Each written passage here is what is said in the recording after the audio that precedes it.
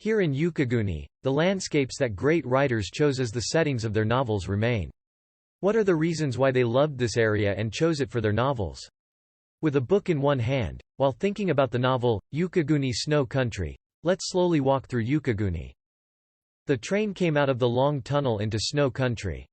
The novel, Yukiguni, Snow Country, by Yasunari Kawabata, which begins with this sentence that will be familiar to everyone in Japan.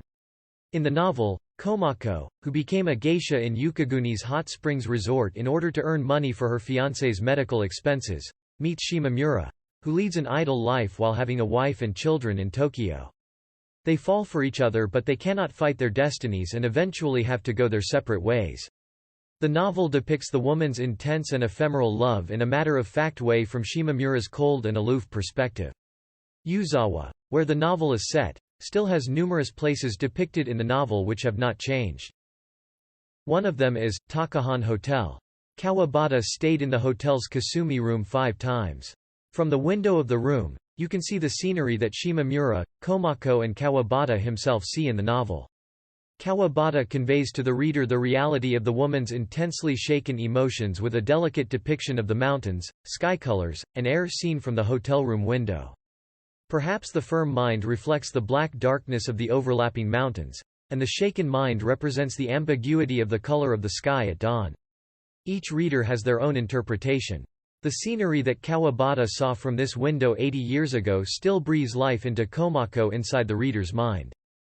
There is another place which Shimamura and Komako visit in the novel, called Suwa Shrine, located inside the cedar forest down the hill of Takahan Hotel.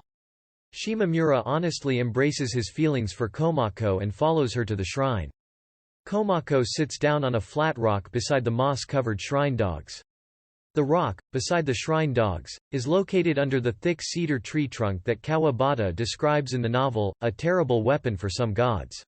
If you stand there, the shade of the cedar forest carries a cool breeze and you forget that there is sunshine. Komako is confronted with the honest feelings of Shimamura. Yet, considering her circumstances and position, she suffers the dilemma of not being able to readily accept his feelings. She looks at the streets Yuzawa town you can see from here. Now the townscape is that of developed town which is a tourist destination. However, the tranquility and clear air that flow through this place remind us of pensive Komako standing here.